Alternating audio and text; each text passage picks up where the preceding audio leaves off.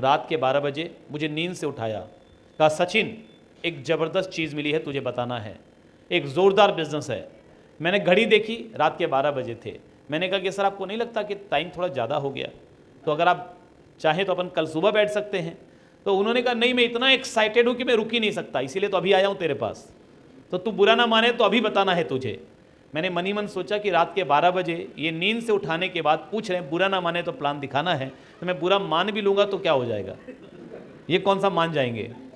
तो मैंने कहा कि ठीक है साहब बताइए। तो जो प्लान उन्होंने मुझे बताया मैं आपको दिखाना चाहता हूं और आप देखकर मुझे बताइएगा मेरी जगह आप होते तो आप ज्वाइन करते क्या। इजाजत है? देखना चाहेंगे? सचिन देख, ये तू है। मैंने कहा मतलब? बोले मान ले यहां ऐसी गोले बनाते हैं। मैंने कहा ठीक है मान लिया। फिर बोले तूने 1480 के कपड़े खरीदे। मैंने कहा सर अभी तक तो नहीं खरीदे। बोले मान ले। मैंने कहा मान लिया। फिर बोले तूने 2 लोगों को बेचे। मैंने कहा फिर? बोले 2 ने 4 को बेचे। मैंने कहा फिर? बोले फिर क्या, तू और मैं दोनों करोड़पति।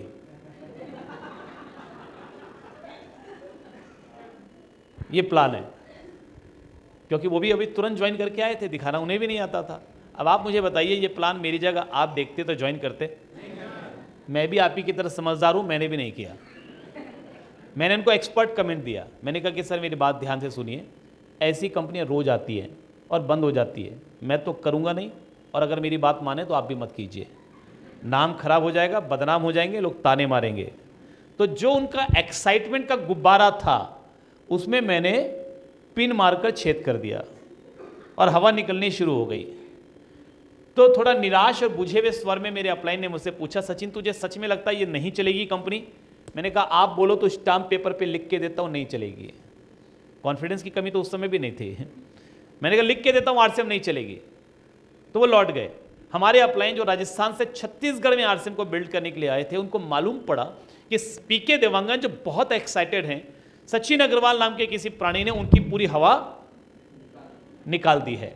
तो सुबह सुबह डैमेज कंट्रोल के लिए उनके घर पहुंचे, जहां पर मैंने पंचर मारा था वहां पर टेप लगा के ठीक किया और फिर से हवा भरी। मेरी भावनाएं समझ रहे होंगे आप। उसी एक्साइटमेंट में मेरे अपलाइन ने मुझे फोन किया और प्यार से कहा सचिन। उनकी आवाज की तलखी सुनकर मैं समझ गया मामला गड़बड़ है। मैंने कहा यस सर। तो बड़े प्यार से उन्होंने कहा तू आरसीएम ज्वाइन करेगा या नहीं करेगा? ये प्यार था उनका, क्योंकि संबंध अच्छे थे तो यही प्यार था। तो कहा तू आरसीएम ज्वाइन करेगा या नहीं करेगा? मैंने कहा कि सर आप बोलेंगे तो मैं कर लूंगा, लेकिन मुझे इसमें कोई दम वाली बात नजर नहीं आती। बोले दम को रख किनारे, तू खाली बता तू ज्वाइन करेगा कि नहीं करेगा। क्या लगता है आपको मैंने क्या किया होगा? जब इतना अधिकार के साथ कोई बोल रहा है इसका मतलब है संबंध अच्छे थे, सो मैंने ज्वाइन कर लिया। संबंधों पे जो ज्वाइनिंग होती है उस पर काम नहीं होता, सो मैंने भी नहीं किया। और मुझे ऐसी मीटिंग में वो बुलाते रहे और मैं उनको गोलियां देता रहा 6 महीने तक। गोलियां, यू नो गोली?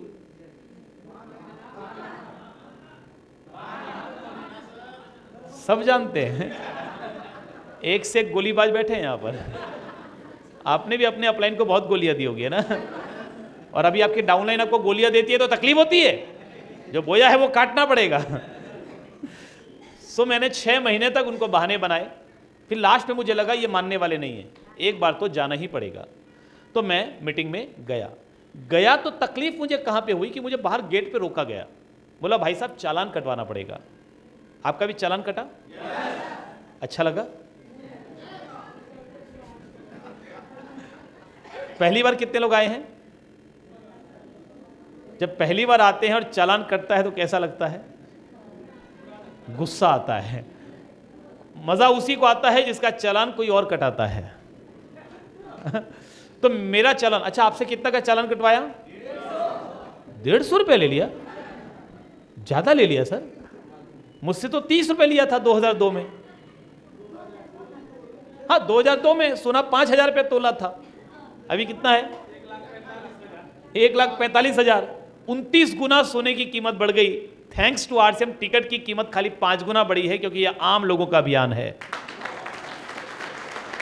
लेकिन मैंने ऑब्जेक्शन किया। मैंने कहा भाई साहब ये 30 रुपये किस बात का है? अंदर समोसा मिलेगा, जलेबी मिलेगी, आलू गुंडा मिलेगा, क्या किस बात का 30 रुपया? उन्होंने कहा भैया ना समोसा मिलेगा, ना जलेबी, ना आलू गुंडा, बल्कि बैठने की सीट मिलेगी कि नहीं मिलेगी इसकी भी गारंटी नहीं है। भीड़ ज़्यादा होती है तो ज़मीन पर भी बैठना पड़ता है। तो बोले अंदर घुसने की फीस है ये। मैंने कहा तुम्हारा दिमाग खराब है, हा? अंदर घुसने की फीस है। बाजार में कंपनियां विज्ञापन करने के लिए करोड़ों रुपया खर्चा कर रही है, तुम्हारी कंपनी की मीटिंग फ्री में नहीं करा सकती? अरे मैं तुम्हारी मीटिंग में बैठूंगा, मुझे कोई बात समझ में आ गई, मैंने तुम्हारा प्रोडक्ट खरीदना शुरू कर दिया, तुम्हारी कंपनी का धंधा बढ़ेगा, तुम्हारी कंपनी का व्यापार बढ़ेगा, तुम्हारी कंपनी को ये मीटिंग तो फ्री में करानी चाहिए। कुछ गलत बोला मैंने? देखिए गलत अपन बोलते भी नहीं है लेकिन मुझे समझाया गया कि बाजार की कंपनियों में और आरसीएम में यही तो अंतर है। बाजार की कंपनियां विज्ञापन करने के लिए करोड़ों रुपया खर्चा करती है, आरसीएम विज्ञापन नहीं करती, अच्छे प्रोडक्ट बनाती है, आम आदमी को ही अपना मार्केटिंग का पार्टनर बना लेती है।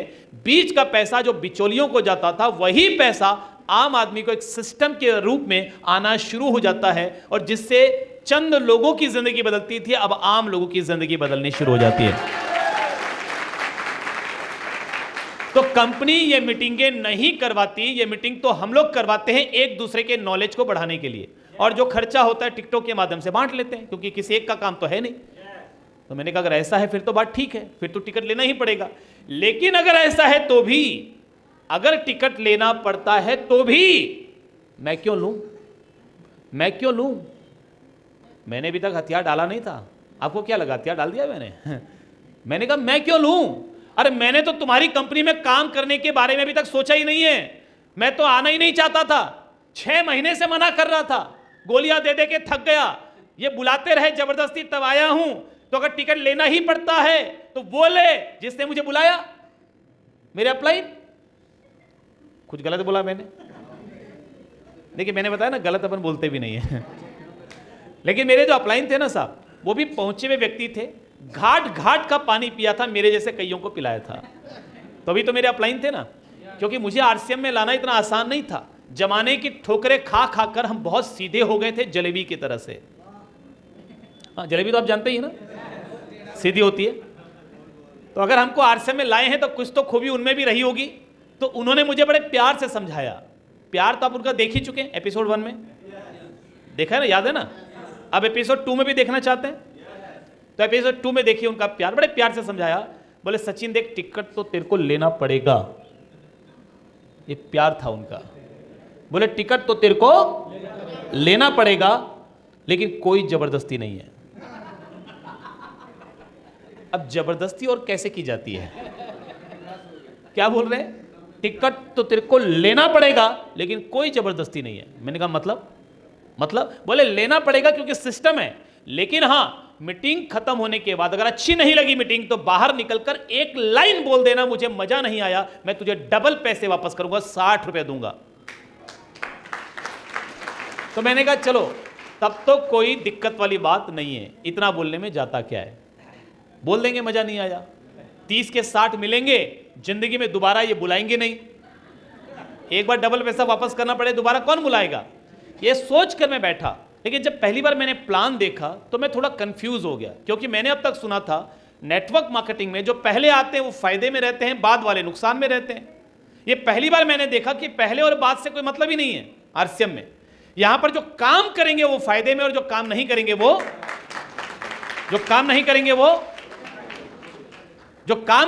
फायदे में, जो काम नहीं करेंगे वो भी नुकसान में नहीं रहेंगे। प्रोडक्ट तो उनको भी मिलेगा। हेलो, बाजार से अच्छी क्वालिटी का प्रोडक्ट बाजार से कम कीमत पर, और उसके ऊपर से फ्री प्रोडक्ट और बहुत सारे बेनिफिट्स, ये तो हर व्यक्ति को मिलेगी ना साहब। तो ये तो सबको मिलेगा। तो मैं कंफ्यूज हो गया, मैंने यहाँ नुकसान किसी का नहीं है, ये कैसे है, मैं कंफ्यूज हो गया। मैं बाहर निकला, मेरे अपलाइन मेरा इंतजार कर रहे थे, सचिन कैसा लगा? अच्छा मुझे क्या बोलना चाहिए था? क्या बोलना था साहब? अरे बोलो ना, भी मिलके तय किया था ना, बताओ ना क्या बोलना। मजा नहीं आया? चूंकि मैं कंफ्यूज था, मेरे मुंह से गलती से निकल गया ठीक लगा। और मेरे कैसे बिजनेसमैन हो यार, 30 रुपए तो लगे थे, आने वाले कितने थे? तो 60 रुपए डूब गए ना। लेकिन उस दिन के बाद मैंने आरसीएम को स्टडी करना शुरू किया। मैंने कुछ किताबें पढ़ी, क्योंकि मेरी एक बैड हैबिट है, बुरी आदत है कि मैं कोई भी काम करता हूं तो थोड़ा पहले ठोक पीट कर ठोक बजा कर देखता हूं कि काम कैसा है। तो मैंने कुछ किताबें पढ़ी। सबसे पहले मैंने किताब पढ़ी the parable of the pipeline, Burke Hedges की किताब है, जिस किताब में वो ये बताते हैं एक पैराबल मतलब दंत कथा, पाइपलाइन की दंत कथा। तो एक दंत कथा के माध्यम से वो नेटवर्क की ताकत को समझा रहे हैं। दो भाइयों की कहानी है, दोनों भाई बाल्टी में पानी भर कर लाते थे। एक भाई के मन में ख्याल आया कि बाल्टी में पानी भर भर के हम कब तक लाएंगे, एक समय के बाद उम्र ज़्यादा हो जाएगी, शरीर में थकान आ जाएगी, कोई बीमारी भी हो सकती है, मौत भी हो सकती है, तो बाल्टी में पानी भरकर कैसे लाएंगे, कब तक लाएंगे। एक काम करते हैं, पाइपलाइन बिछाते हैं।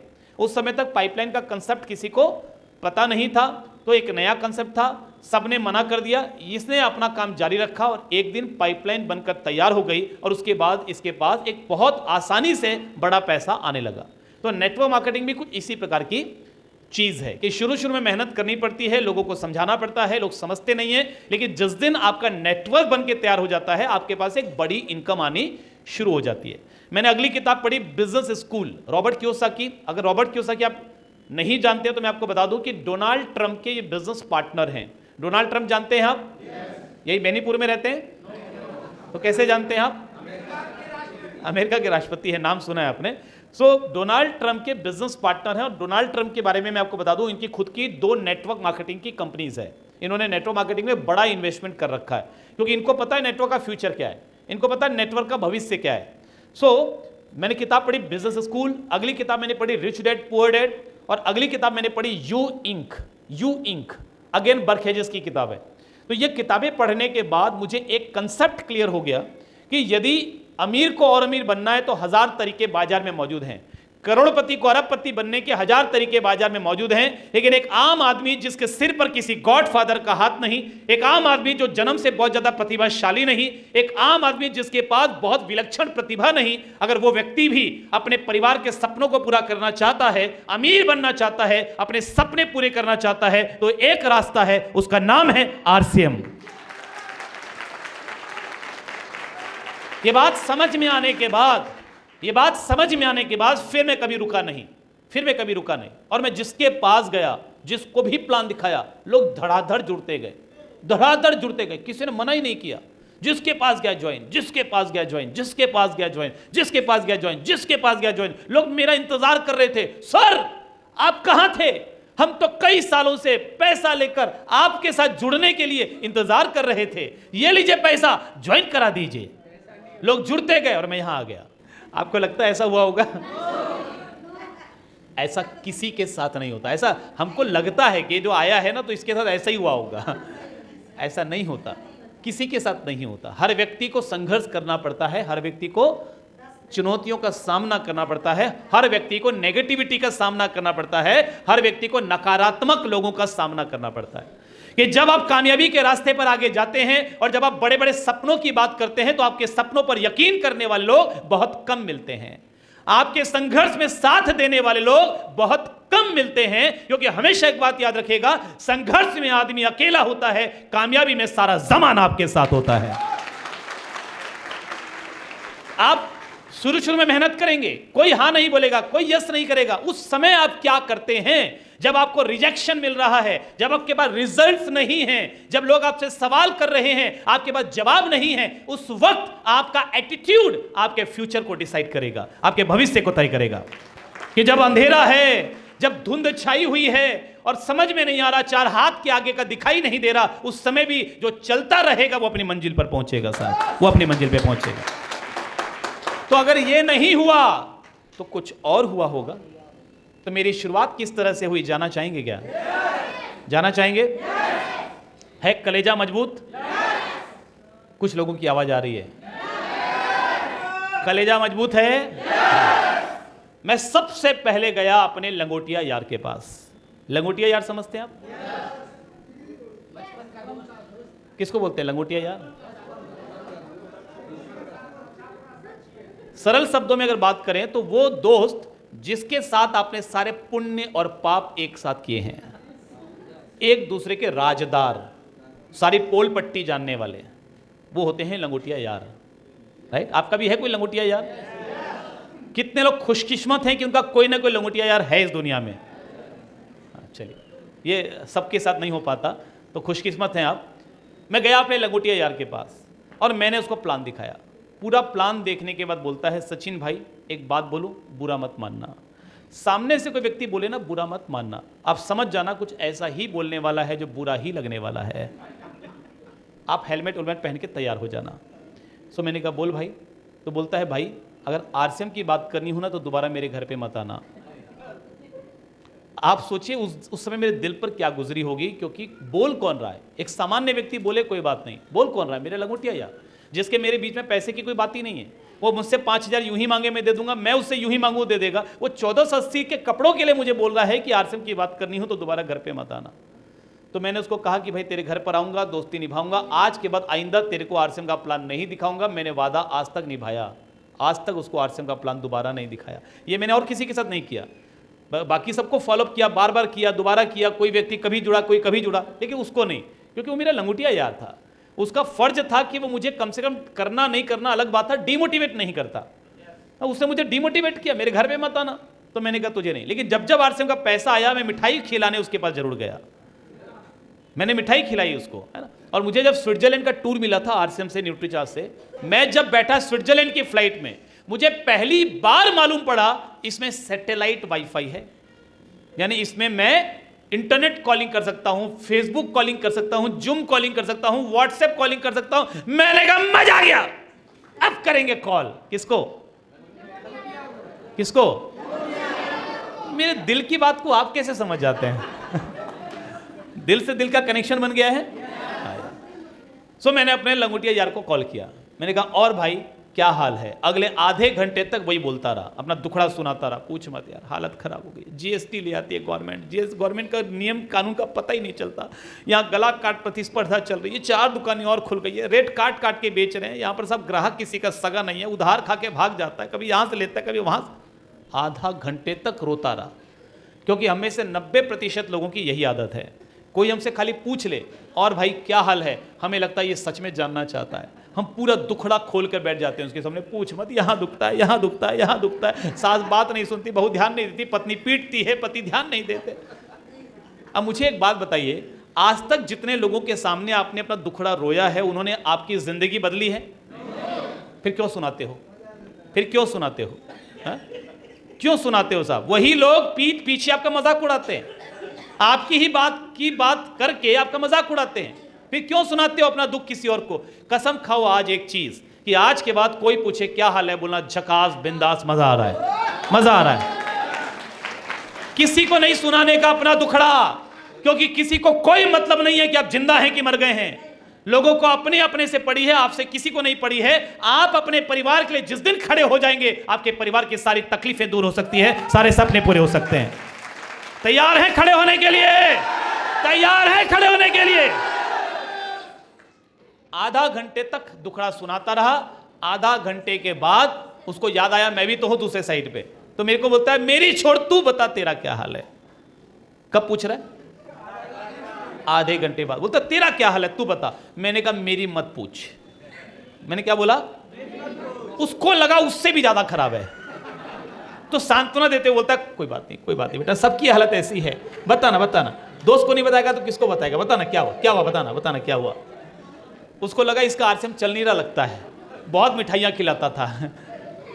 लोग अपने दुख से दुखी नहीं है, दूसरों के सुख से दुखी हैं, है ना। तो साहब बोलता पता ना क्या हुआ। मैंने कहा मैं हवा में उड़ रहा हूं। क्या बोला मैंने? मैं हवा में उड़ रहा हूं। बोलता मतलब मतलब मैंने कहा मैं हवाई जहाज में हूं। तो बोलता सचिन भाई एक बात बता, ये लोगों को बेवकूफ बनाने की तेरी आदत कब जाएगी? मैंने कहा यार मैंने तुझे कब बेवकूफ बनाया? तो बोलता है कि तू मुझसे फोन पे बात कर रहा है और मुझे बोल रहा है कि मैं हवाई जहाज में हूं। क्या मुझे ये मालूम नहीं है कि हवाई जहाज में मोबाइल काम नहीं करता? तो बेवकूफ बना रहा है मुझे। तो मुझे मन ही मन हंसी आई, लेकिन मैंने बोला भाई देख ऐसा है, तुझे बिल्कुल ठीक मालूम है, लेकिन तुझे जो मालूम है वो डोमेस्टिक फ्लाइट का मालूम है, ये इंटरनेशनल फ्लाइट है, इसमें सैटेलाइट वाईफाई है। और तुझे यकीन नहीं आता तो गूगल में सर्च मार के देख ले किस इंटरनेशनल फ्लाइट में सैटेलाइट वाईफाई होता है कि नहीं होता। तो क्या बोलता है मालूम? यार सचिन भाई तू तो किस्मत वाला है यार, हम यहाँ पर मर रहे हैं, तू एंजॉय कर रहा है, स्विट्जरलैंड जा रहा है, यार तेरी किस्मत है। मैंने बोला कुछ नहीं, लेकिन मन ही मन सोचा कि बेटा किस्मत वाला बनाने का मौका और बनने का मौका तो मैं सबसे पहले तेरे पास ही लेकर आया था। और तूने क्या बोला? तूने क्या बोला कि अगर आरसीएम की बात करनी हो तो दोबारा मेरे घर पे मत आना, तो तेरी सजा यही है कि तू जिंदगी भर मेरी कामयाबी की मिठाई खाएगा। हम 3 भाई हैं। सबसे बड़े भाई श्याम अग्रवाल, जिनको सबसे पहले ज्वाइन करवाया मैंने, आज स्टार रूबी हैं। सबसे छोटा भाई स्टार एमरल्ड है। हम तीनों भाई एक साथ मम्मी के साथ रहते हैं, मम्मी पापा के साथ रहते हैं। तो ज्वाइंट में इनकम आती है। जब पहली बार महीने का 50,000 रुपया हमारे घर पर आया, मैं मिठाई लेकर के सबसे पहले अपने उसी दोस्त के पास गया। जब पहली बार 1 लाख रुपया हमारे घर पर ज्वाइंट में आया, मैं मिठाई लेकर अपने उसी दोस्त के पास गया। जब पहली बार 2 लाख रुपया 1 महीने का हमारे घर पर आया, मैं मिठाई लेकर उसी दोस्त के पास गया। जब 5 लाख पहली बार 1 महीने का आया, मिठाई लेकर उसी के पास गया। जब 10 लाख पहली बार 1 महीने का आया, मिठाई लेकर उसी के पास गया। और जब 16 लाख 1 महीने का पहली बार आया, तो मिठाई लेकर उसी के पास गया।